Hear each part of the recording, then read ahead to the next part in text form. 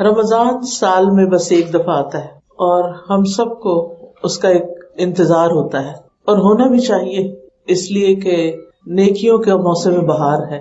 جیسے بہار کے موسم کی آمد کا انتظار ہوتا ہے کہ ہر طرف پھول کھل جاتے ہیں، ہر طرف خوشبو پھیل جاتی ہے، پورا منظر بدل جاتا ہے، ایسے ہی رمضان نیکیوں کا موسم بہار ہے.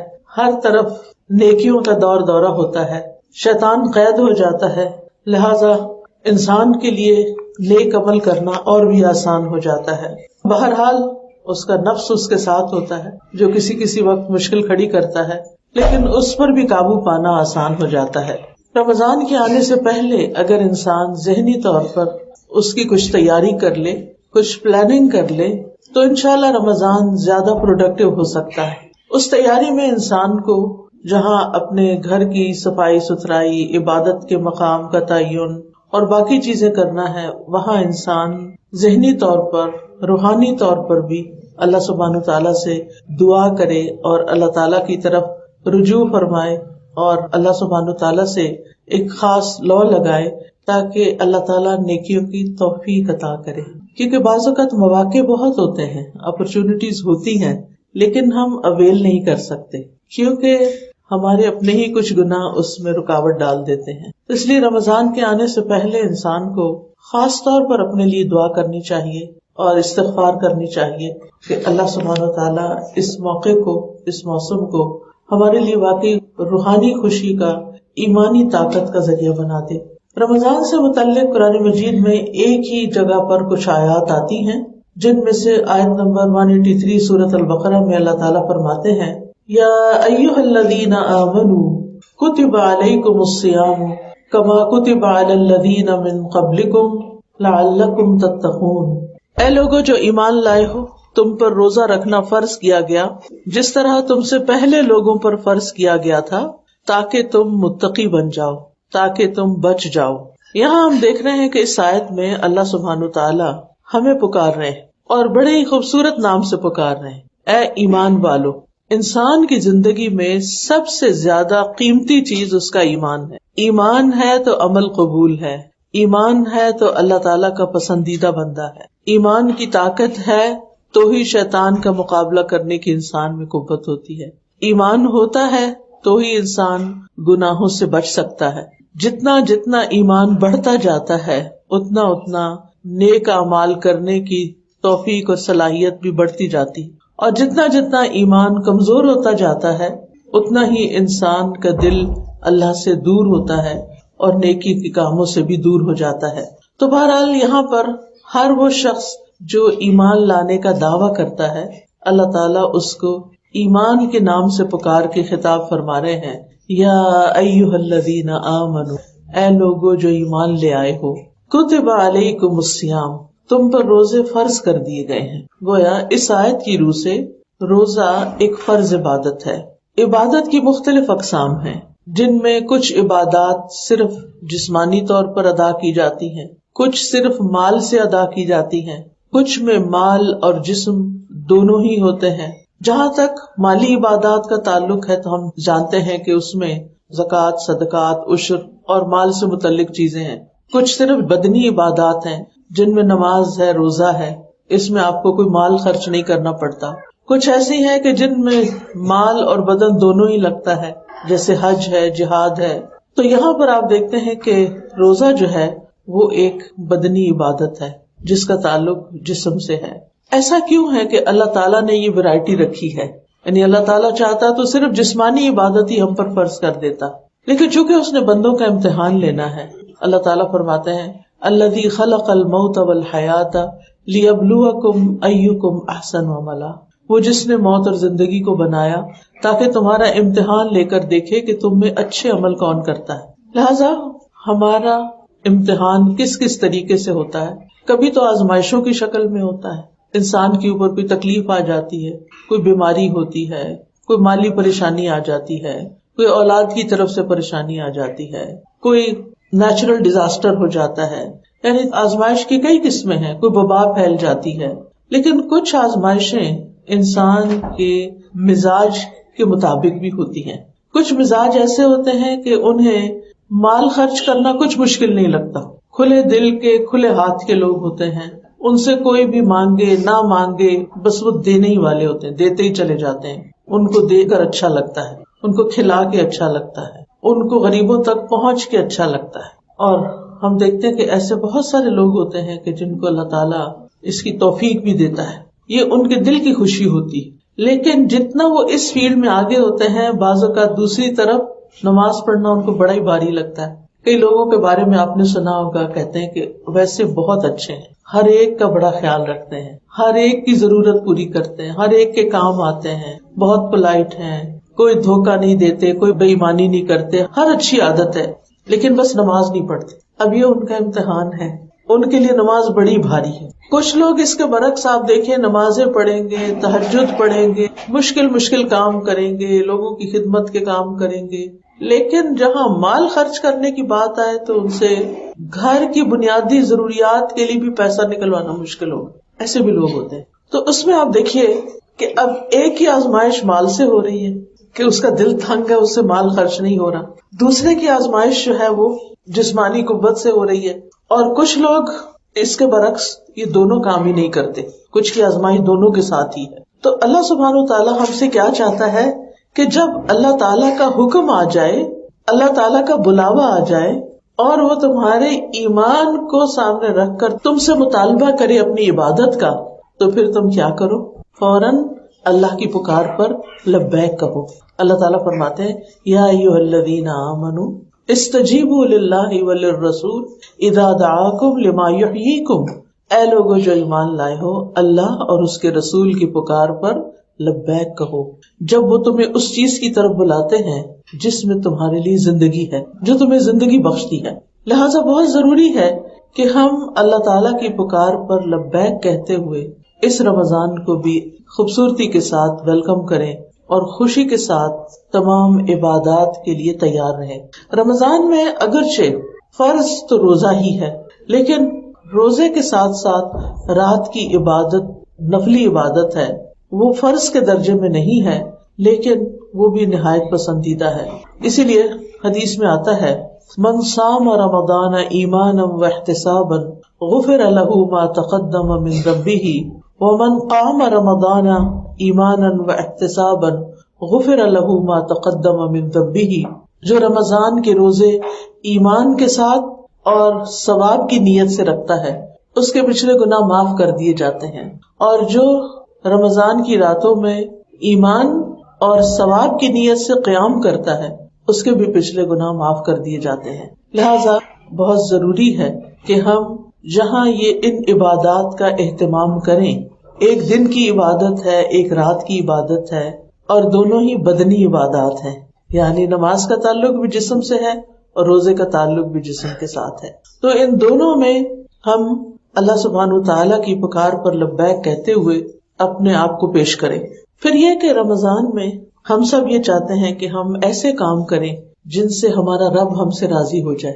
ویسے بھی بندہ مومن کی یہ طلب ہوتی ہے، تڑپ ہوتی ہے کہ وہ ایسے کام کر جائے کہ جس سے اس کا رب خوش ہو جائے. یہ ہر شخص کے دل کے اندر کہیں نہ کہیں چیز چھپی ہوئی ہوتی، کچھ لوگوں کے اندر زیادہ ہوتی ہے، کچھ کے اندر کم، لیکن آخر ہم سب رب ہی کے بندے ہیں اور رب کی نعمتوں کو بھی دیکھتے ہیں اور ان کا شکر بھی ادا کرتے ہیں اور رب کو خوش بھی کرنا چاہتے ہیں. اور اسی لیے یہ دعا بھی سکھائی گئی ہے، ربی اوزعنی ان اشکر نعمتک التی انعمت علی وعلی والدی وان اعمل صالحا ترضاہ، کہ میں ایسا نیک عمل کروں کہ یا رب تو مجھ سے راضی ہو جائے. تو روزہ جو ہے ان اعمال میں سے ایک ہے کہ جن سے رب راضی ہوتا ہے. اللہ تعالیٰ فرماتے ہیں الصوم لی، روزہ میرے لیے ہے. اللہ کے ساری عبادات اللہ کے لیے، اور ہمیں کہنا بھی یہ چاہیے ان صلاتی و نسکی و محیای و مماتی للہ رب العالمین. تو وہ ہم اپنی طرف سے کہتے ہیں کہ میری نماز، میرا جینا، میرا مرنا اللہ رب العالمین کے لیے ہے. لیکن روزے کے بارے میں خود اللہ تعالیٰ فرماتے ہیں کہ الصوم لی، روزہ خاص میرے لیے ہے، وہ انا اجزی بہ، اور میں اس کی جزا دوں گا. باقی اعمال کا بدلہ بتایا بھی گیا، ثواب بتایا گیا ہے کہ کس عمل پر کتنا ثواب ملے گا، لیکن روزے کا اللہ تعالیٰ نے بتایا نہیں کہ کتنا اجر دوں گا، بے حساب ہوگا. کیونکہ روزے میں انسان کا صبر آزمایا جاتا ہے. روزے کا تعلق صبر سے ہے. روزہ انسان کے اندر برداشت کی قوت پیدا کرتا ہے جو کہ کاموں میں سے مشکل ترین کام ہے، یعنی صبر کرنا آسان نہیں ہے. اور جب انسان صبر کرتا ہے تو اللہ تعالیٰ کا وعدہ ہے انما یوفی الصابرون اجرہم بغیر حساب، کہ صبر کرنے والوں کو ان کا اجر بے حساب دیا جائے گا، یعنی جس کی وہ توقع بھی نہیں رکھتے ہوں گے اور جس کے بارے میں وہ امیجن بھی نہیں کر سکتے اور جس کو وہ گن بھی نہیں سکتے، جس کو وہ تول نہیں سکتے، یعنی اتنا زیادہ ان کی توقعات سے بھی کہیں زیادہ. تو روزہ جو ہے ایسی بہترین عبادت ہے، اس کے لیے عربی میں لفظ الصیام استعمال ہوتا ہے، اور شریعت میں طلوع فجر سے غروب شمس تک روزہ توڑنے والی چیزوں کو چھوڑ کر اللہ کی اطاعت بجا لانے کا نام روزہ ہے. آپ دیکھیے کہ ہم سب چاہتے ہیں اللہ کو راضی کرنا، لیکن اللہ تعالیٰ کس چیز سے راضی ہوتا ہے؟ اللہ تعالیٰ راضی ہوتا ہے ان کاموں سے جو ہم اس کی مرضی کے مطابق کرتے ہیں، یعنی اس کی اطاعت کے کام، اس کی فرما برداری کے کام جن کا اس نے ہمیں حکم دیا ہے. اور اس کے ساتھ ساتھ اللہ تعالیٰ راضی ہوتا ہے ان چیزوں سے بچنے سے جن سے اللہ تعالیٰ نے ہمیں منع کیا ہے. یعنی اللہ تعالیٰ کی جو اطاعت ہے، فرما برداری ہے، وہ مکمل نہیں ہوتی اس وقت تک جب تک ہم کرنے والے کام کریں نا اور چھوڑنے والے کام چھوڑے نا.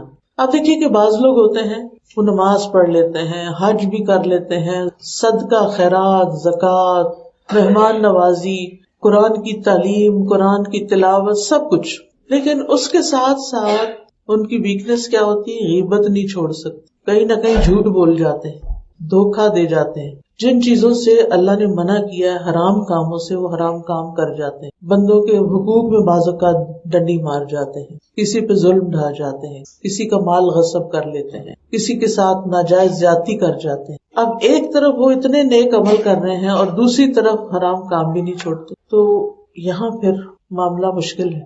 کیونکہ قیامت کے دن کیا ہوگا؟ ایک انسان آئے گا کہ جس کے پاس بے تحاشا نیکیاں ہوں، نماز، روزہ، حج، زکوٰۃ، صدقہ، خیرات، بہت کچھ، لیکن اس کے ساتھ ساتھ اس نے کسی کو گالی دی ہوگی، کسی کا مال کھایا ہوگا، کسی کے ساتھ زیادتی کی ہوگی، کسی کو مارا ہوگا، یعنی انسانوں کو اس نے دکھ دیے ہوں گے، تکلیف دی ہوگی. اب کیا ہوگا؟ ہر کوئی اپنا حق لینے کے لیے کھڑا ہوگا وہاں. اس نیک انسان کی نیکیاں ان میں ان کے حقوق کے مطابق بانٹی جائیں گی، ساری نیکیاں ختم ہو جائیں گی. ابھی بھی کچھ لوگ کھڑے ہوں گے جو اپنا حق مانگیں، اب اس کے پاس تو دینے کے لیے کچھ ہے نہیں، لہٰذا ان کی جو برائیاں ہیں وہ اس شخص کے پلے میں ڈال دی جائیں گی اور ان کے حصے کی سزا بھی یہ بھگتے گا. ساری زندگی نیکیاں کرتا رہا لیکن دوسری طرف لوگوں کے حق مارے، کہیں سے رشوت لی، کہیں سود کھایا، کہیں اور حرام کام کیے، کہیں عورتوں کو تنگ کیا، کہیں شراب پی، کہیں زنا کیا، کہیں کچھ اور اس طرح کے کام کیے، تو پھر وہاں جا کے دونوں چیزیں تولی جائیں گی. اور یہ جو معاملہ ہے نا، یہ کوئی نان مسلمز کے ساتھ نہیں ہو رہا، یہ مسلمانوں کے ساتھ ہوگا. آپ نے یہ تو پڑھا ہی ہوگا کہ جب لوگ جنت کی طرف جائیں گے تو پل صراط سے لازمی گزرنا ہوگا ان کو، اور دو چیزیں راستے میں ان کی رکاوٹ بنے گی، ایک امانت اور ایک رشتہ داری. اگر کسی نے امانتیں پوری نہیں کی اور کسی نے اپنی رشتہ داری نہیں نبھائی تو وہ آنکڑوں کی شکل میں اس شخص کو کھینچ لیں گی، یعنی آگے جنت کی طرف نہیں جانے دیں گی حتیٰ کہ وہ اس کی سزا بھگتے. اسی لیے کہتے ہیں نا کہ حقوق اللہ معاف ہو جاتے ہیں اور حقوق العباد معاف نہیں ہوتے جب تک بندے معاف نہ کریں. اور پھر اگر کوئی شخص گھسٹ کے پل پار بھی کر گیا تو آگے ایک اور پلی آئے گی چھوٹی، جس پر لوگوں کو روک لیا جائے گا جنت میں جانے سے پہلے. وہاں پر ان کے آپس کے معاملات ایک دوسرے سے صلح صفائی کرائے جائیں گے، دلوں کو صاف کیا جائے گا. اور روایت میں آتا ہے حتی اذا نقوا وحذبوا، یہاں تک کہ جب ان کو صاف کر لیا جائے گا اور ان کو مہذب بنا دیا جائے گا، صاف ستھرا کر کے جنت کے قابل بنا دیا جائے گا، پھر جنت میں انٹری ہوگی. تو اس لیے یہ جو اطاعت کا معاملہ ہے یہ بڑا سینسٹیو ہے، بڑا اہم ہے، اور اس معاملے میں ہمیں بڑا کانشیس ہونے کی ضرورت ہے. صرف نیکیاں کر لینا کافی نہیں، گناہوں سے بچنا بھی بے حد ضروری ہے. ہم بڑے آرام سے بیٹھ کے کسی کے اوپر تنقید شروع کر دیتے ہیں، کسی کی غیبت شروع کر دیتے ہیں، کسی کا مذاق اڑانا شروع کر دیتے ہیں، کسی پہ خواہ مخواہ کا کوئی الزام لگا دیتے ہیں، کسی کی لائف میں بے وجہ انٹرفیئر کر کے اس کو دکھ دے رہے ہوتے ہیں، کسی کی چھوٹی چھوٹی چیزوں کو پکڑ کے معاف نہیں کرتے. تو یہ جو حقوق العباد سے متعلق چیزیں ہیں، ہم سب کو ان میں کانشیس ہونے کی ضرورت ہے یہاں پر جو روزہ ہے، روزے میں آپ دیکھیے کہ حلال چیزوں سے بھی روک دیا گیا. کھانا پینا حلال ہے ہمارے لیے جو مسلمان کھاتے ہیں، لیکن روزے کی حالت میں نہیں، سٹاپ، رک جاؤ، کچھ نہیں کھا سکتے ایک محدود وقت کے لیے. یعنی مثال کے طور پر اگر 10 گھنٹے کا روزہ ہے یا 11 گھنٹے کا روزہ ہے تو ان 10-11 گھنٹوں میں چاہے تمہیں کتنی بھوک لگی ہو، پیاس لگی ہو، تم کچھ نہیں کھاتے، رک جاتے. یہ اس بات کی ٹریننگ ہے کہ اگر اللہ کے حکم سے تم حلال سے رکے ہو تو پھر اللہ ہی کے حکم سے حرام سے بھی رک جاؤ، حرام کام بھی نہ کرو. جن چیزوں سے اللہ نے روکا ہے ان پر پابندی لگا دو کہ میں نے آج کے بعد نہیں کرنا، اور جو پیچھے ہو چکا ہے اس پہ توبہ کر لو، بندوں سے بھی معافی مانگ لو. یعنی اس دنیا میں ہمیں انا کا مسئلہ نہیں بنانا چاہیے. اگر ہمارا ضمیر ہمیں کہتا ہے کہ ہم نے کسی کے ساتھ زیادتی کی ہے تو سوری کرنے میں دیر نہیں لگانی چاہیے. کوئی بات نہیں، زیادہ وہ کیا کہے گا کہ اچھا اب آ گیا ہے سوری کرنے، ڈانٹ ہی دے گا یا منع کر دے گا کہ میں نے نہیں معاف کرنا. کئی لوگ نہیں کرتے، لیکن دونوں طرف کے لیے بڑا ضروری ہے، معاف کرنے والے کو معافی دینی چاہیے. اللہ تعالیٰ فرماتے ہیں قرآن مجید میں، الا تحبون ان یغفر اللہ لکم، کیا تم نہیں پسند کرتے کہ اللہ تمہیں معاف کر دے؟ تو اس لیے ولیعفوا ولیصفحوا، چاہیے کہ دوسروں کے قصور معاف کر دیں. تو روزے میں اللہ سبحانہ تعالیٰ نے جو آیت ہمیں دی ہے کہ یا ایھا الذین آمنوا کتب علیکم الصیام، اے لوگو جو ایمان لائے ہو تم پہ روزہ رکھنا، یعنی مخصوص چیزوں سے رک جانا فرض کیا ہے. کما کتب علی الذین من قبلکم، جیسے تم سے پہلے لوگوں پر فرض کیا گیا تھا. یعنی یہ روزے صرف تمہارے لیے فرض نہیں ہوئے بلکہ تمام امتوں میں جو تم سے پہلے گزری ان میں بھی فرض تھے. ان کا طریقہ کار میں کچھ نہ کچھ فرق ہو سکتا ہے، لیکن روزے کا کانسیپٹ ہر جگہ موجود رہا ہے. مقصد کیا ہے اس کا؟ یعنی یہ صرف اس لیے نہیں تمہیں روزے رکھنے کو کہا گیا کہ تم بھوکے پیاسے رہو، بلکہ لعلکم تتقون، تاکہ تم بچ جاؤ.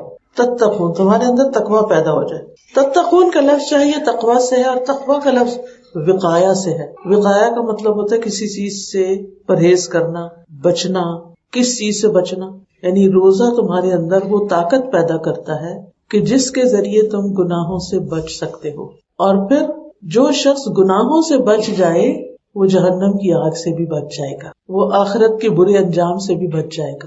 آپ دیکھیں کہ کچھ عبادات میں کرنے کا حکم دیا گیا، اقیموا الصلاۃ وآتوا الزکاۃ، حکم دیا جا رہا ہے نماز قائم کرو.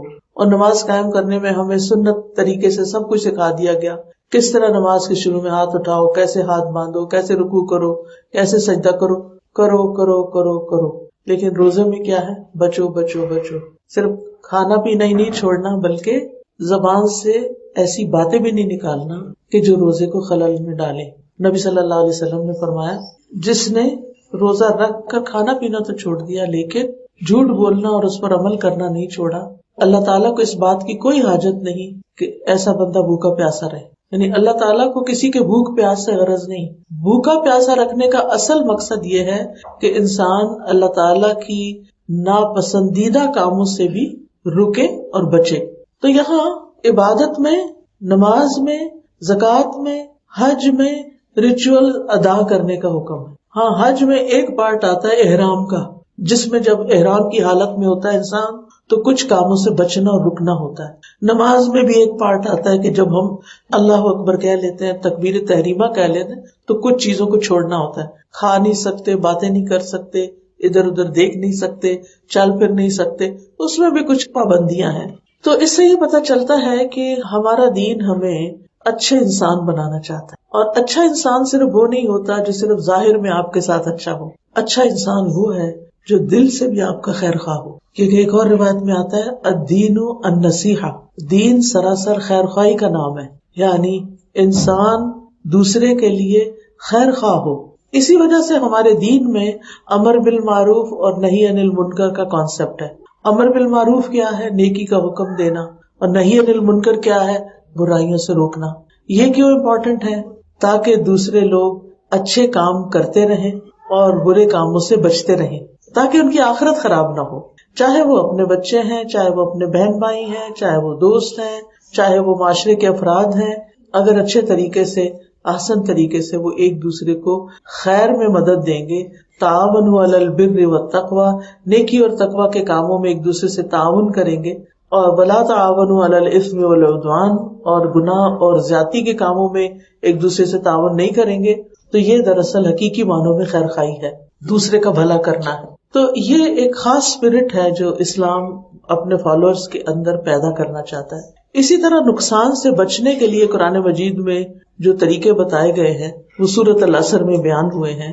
اللہ تعالیٰ فرماتے ہیں والعصر ان الانسان لفی خسر، قسم ہے زمانے کی، بے شک انسان نقصان میں ہے، الا الذین آمنوا وعملوا الصالحات وتواصوا بالحق وتواصوا بالصبر، سوائے ان لوگوں کے، یعنی نقصان سے صرف وہی لوگ بچیں گے جو یہ 4 کام کریں گے، اور چاروں کریں گے. ان میں سے پہلا کام کیا ہے؟ الذین آمنوا، ایمان لے آئے، الحمدللہ ایمان والے ہیں. وعملوا الصالحات، اور انہوں نے نیک عمل کیے.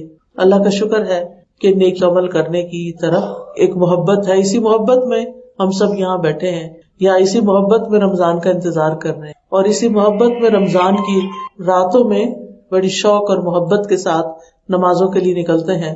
لیکن اتنا کافی نہیں، یعنی صرف ایمان لا کر نیک عمل کرنا کافی نہیں، بلکہ وتواصوا بالحق وتواصوا بالصبر، ایک دوسرے کو حق کی تلقین کرنا اور ایک دوسرے کو صبر کی تلقین کرنا بڑا ضروری. حق کیا ہے؟ حق وہ ہے جو اللہ نے اتارا ہے. اس کا اپوزٹ کیا ہوتا ہے؟ باطل. حق وہ سچائی ہے، وہ سچی تعلیمات ہیں، وہ سچا دین ہے جو اللہ تعالیٰ نے نازل کیا ہے. تو وتواصوا بالحق یعنی ایک دوسرے کو حق کی طرف بلاتے ہیں. اگر کوئی کسی پہ ناحق ظلم کرتا ہے تو اسے وہ روکتے ہیں، یعنی ایسا مت کرو. تو وتواصوا بالحق، اور یہ 2 طرفہ ہی ہوتا ہے. یعنی اس کا یہ مطلب نہیں کہ کچھ انسان بس اللہ واسطے کے بس مقرر ہیں کہ انہوں نے سب کو حق بتانا ہے اور انہیں خود حق کی ضرورت نہیں. 2 طرفہ کام ہے. ہوتا یہ ہے کہ جب آپ کسی کو اچھی بات بتاتے ہیں تو پھر وہ پلٹ کے آپ کی طرف بھی دیکھتا ہے کہ آپ خود کیا کر رہے ہیں، اور جس وقت آپ کوئی غلطی کرنے لگتے ہیں تو وہ آپ کو بتاتا ہے کہ آپ نے ہمیں تو یہ سکھایا تھا، ہمیں تو یہ بتایا تھا، اور اب آپ خود کیا کر رہے ہیں. تو یہ اللہ تعالیٰ نے مسلمانوں کے اندر ایک ایسا میکینزم رکھ دیا ہے کہ جس کی وجہ سے وہ سب ایک دوسرے کے ساتھ کنیکٹڈ رہیں اور ایک دوسرے کو سپورٹ کریں اور ایک دوسرے کو ڈوبنے سے بچائیں. اگر کوئی شخص ڈوبنے لگا ہے تو ڈوبتا چھوڑ نہ دیں، بلکہ اس کو پکڑ کے باہر نکالیں. اور وتواصوا بالصبر، کیونکہ حق پہ چلنا ایک مشکل کام ہے. حق کو اختیار کرنے میں مشکلات آتی ہیں. سب سے پہلے تو انسان کے اپنے اندر سے مشکل آتی ہے، اور وہ مشکل کون سی ہے؟ اس کے نفس کی. ان النفس لامارۃ بالسوء، کہ نفس انسان کو برائیوں پر اکساتا رہتا ہے. اور دوسری مشکل باہر سے آتی ہے، یعنی شیطان کی طرف سے، کہ وہ انسان کو سیدھے راستے پہ چلنے نہیں دیتا. لہذا ہمیں بندوں کی ضرورت ہوتی ہے، صحبت صالح کی ضرورت ہوتی ہے، ہمیں ایک دوسرے کی سپورٹ چاہیے ہوتی ہے. تو اسلام نے ایک سپورٹ سسٹم ہمارے دین کے اندر رکھا ہے اللہ تعالیٰ نے، کہ اگر کوئی شخص گھبرا جائے، اگر کوئی شخص دین سے دور ہونے لگے، اگر کوئی شخص غم اور دکھ اور پریشانی میں مبتلا ہو کر مایوس ہونے لگے تو اس کو چھوڑ نہ دو، بلکہ اس کو صبر کی تلقین کرتے ہوئے اس مشکل سے اس کو باہر نکالو. تو یہ اتنا خوبصورت دین ہے جس نے دنیا میں رہنے کا طریقہ بھی سکھایا اور آخرت کے نقصان سے بھی بچنا سکھایا. تو بہرحال روزہ جو ہے وہ اسلام کی ایک فرض عبادت ہے، اسلام کی بنیاد ہے، اور گزشتہ امتوں پر بھی یہ فرض تھے، اور پھر یہ روزہ اسلام کی ایک مضبوط رسی ہے، اور ایک حدیث کے مطابق اسلام کا ایک تہائی حصہ ہے.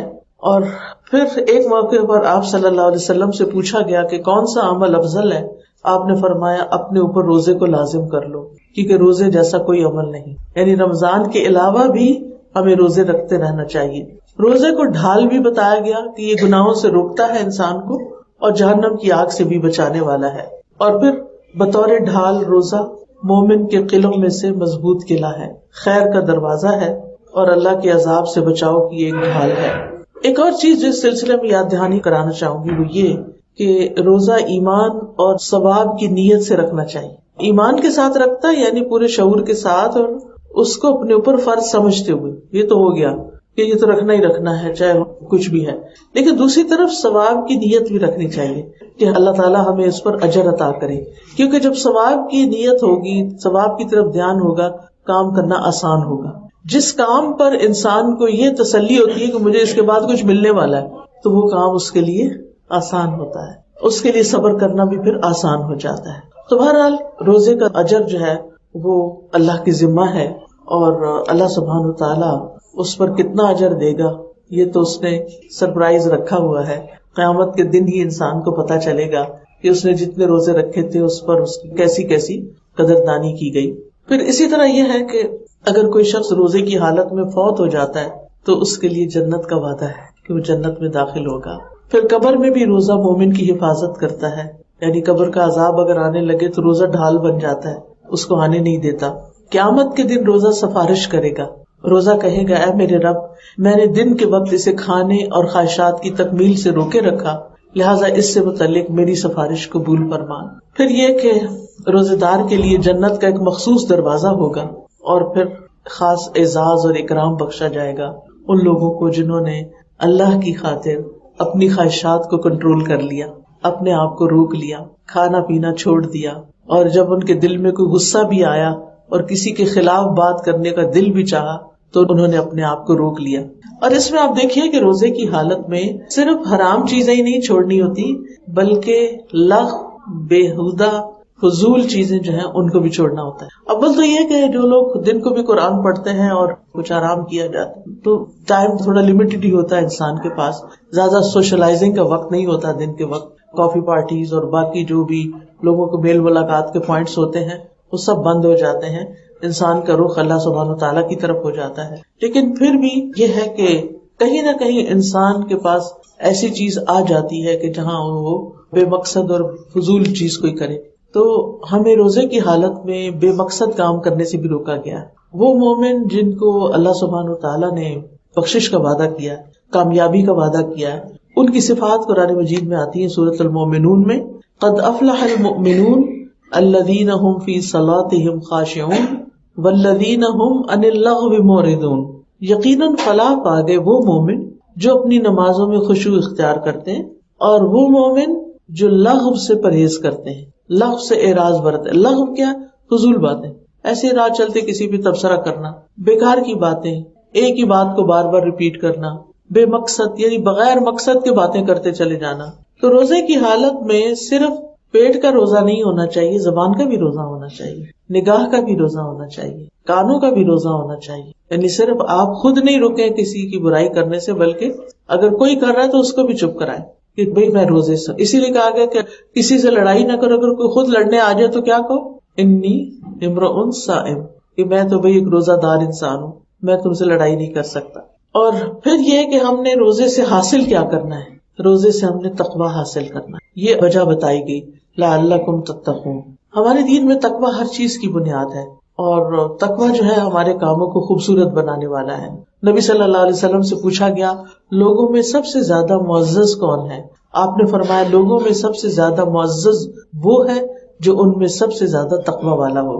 اور یہ تقویٰ پیدا کیسے ہوتا ہے؟ جب روزہ دار کھانا پینا، جماع اور ایسی چیزوں کو چھوڑ دیتا ہے جنہیں اللہ نے روزے کی حالت میں کرنا حرام کیا ہے، اور وہ ثواب کی وجہ سے اور اللہ کا قرب چاہنے کے لیے چھوڑتا ہے، تو یہ چھوڑنا جو ہے یہی دراصل تقویٰ ہے. تو اس سے پھر یہ کانسیپٹ آگے بڑھتا ہے کہ جس بھی چیز کو انسان اللہ کے حکم سے چھوڑ دیتا ہے، چاہے وہ دل کو کتنی پسند کیوں نہ ہو، تو اس سے انسان کو تقویٰ حاصل ہوتا ہے، جس میں انسان کو ہر وقت اللہ تعالیٰ کی نگرانی کا احساس ہوتا ہے کہ میں اکیلا بھی ہوں تو میں غلط کام نہیں کروں گا، اپنی تنہائی میں بھی کوئی حرام کام نہیں کروں گا کیونکہ میرا رب مجھے دیکھتا ہے. پھر آپ دیکھیے کہ روزہ جو ہے اللہ تعالیٰ کی نعمتوں کے شکر کا ذریعہ بھی ہے. عام دنوں میں ہم کھاتے پیتے ہیں اور شکر کم ہی ادا کرتے ہیں، لیکن جب ایک خاص وقفہ آ جاتا ہے اور اس کے بعد ہم کھاتے ہیں تو ٹھنڈا پانی جب ہم پیتے ہیں تو بے اختیار منہ سے الحمدللہ نکلتا ہے. تو اس طرح نعمتوں کا ایک احساس ہوتا ہے، انسان کے اندر ایک سیلف کنٹرول آتا ہے، انسان کی شہوت کم ہوتی ہے، شیطان کی طاقت کمزور ہو جاتی ہے کیونکہ وہ اٹیک نہیں کر سکتا، جسمانی صحت بھی اچھی ہو جاتی ہے. روزے سے دوسرے انسانوں کے حقوق ادا کرنے اور ان کی ضروریات پوری کرنے کا احساس بھی ہوتا ہے. اسی طرح شیطان کی گندگی اور کینے کو دور کرنے کا ذریعہ ہے روزہ. حدیث میں آتا ہے کہ جس نے صبر کے مہینے یعنی رمضان کے روزے اور ہر مہینے کے 3 روزے رکھے وہ ایسا ہے جیسے وہ ہمیشہ ہی روزے سے ہے، اور اس سے سینے کا کینہ دور ہو جاتا ہے، یعنی دل کے اندر کا بغض اور نفرت اور دوسروں کے لیے برے خیالات. ابو ذر کہتے ہیں میں نے پوچھا سینے کا کینہ کیا ہے؟ فرمایا شیطانی گندگی، یعنی شیطان ہر وقت لا کے نا ہمارے دل میں وسوسے ڈالتا رہتا ہے، لوگوں کے بارے میں بدگمان کرتا ہے اور بہت سی چیزوں کو برا کر کے دکھاتا ہے، لوگوں کے بارے میں شکوک و شبہات میں ڈالتا ہے، دین کے بارے میں شکوک و شبہات میں ڈالتا ہے. یعنی خاص طور پر جب انسان کی زندگی میں کوئی مشکل آتی ہے اور وہ دعائیں کرتا ہے، نمازیں پڑھتا ہے، تو انسان سوچتا ہے کہ کیا فائدہ وہ دعا کرنے کا، کیا فائدہ وہ نمازیں پڑھنے کا، ہماری مشکل تو آسان ہوئی نہیں. تو بات یہ ہے کہ یہ تو ویسے ہی اللہ کا حق ہے کہ ہم اس کی عبادت کریں. دعا تو عبادت کی نچوڑ ہے اور نماز بھی اللہ تعالیٰ کی عبادت ہے. یہ اس لیے تھوڑی پڑھی جاتی ہے کہ اس کے بعد ضرور ہماری مرضی مانی جائے. یہ تو ویسے ہی اللہ کا حق ہے.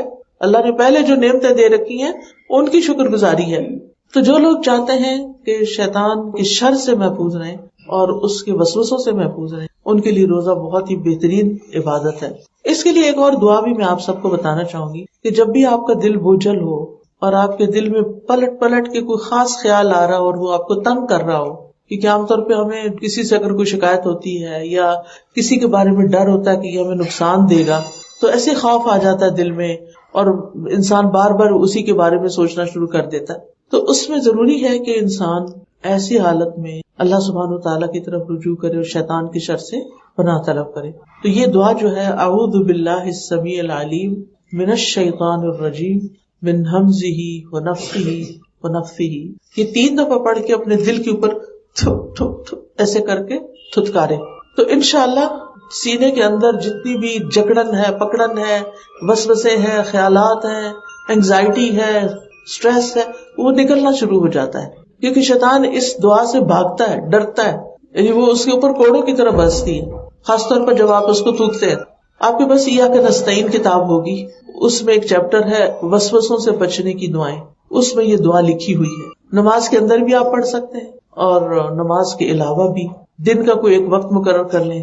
زیادہ تکلیف ہے تو دن میں 2-3 دفعہ کر لیں.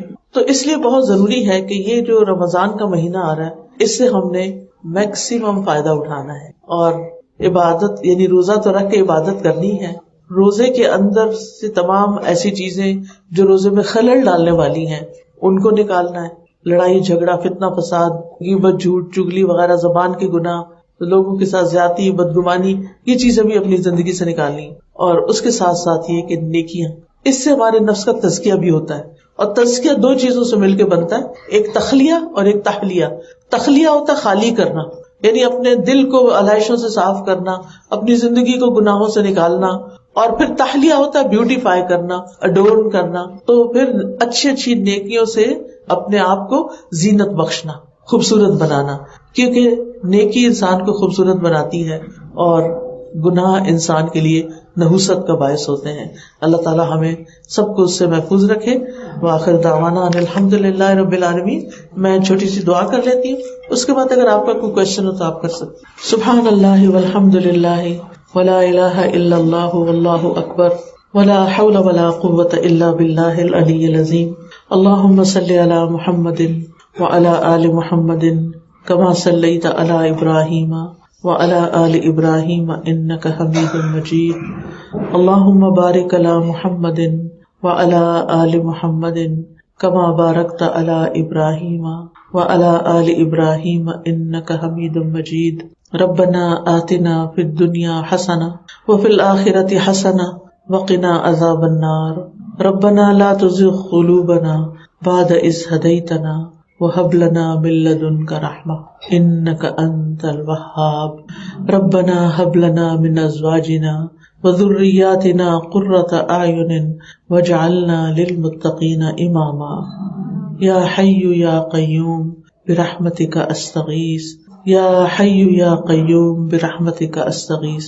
يا رب العالمين يا أرحم الراحمين يا ذا الجلال والإكرام.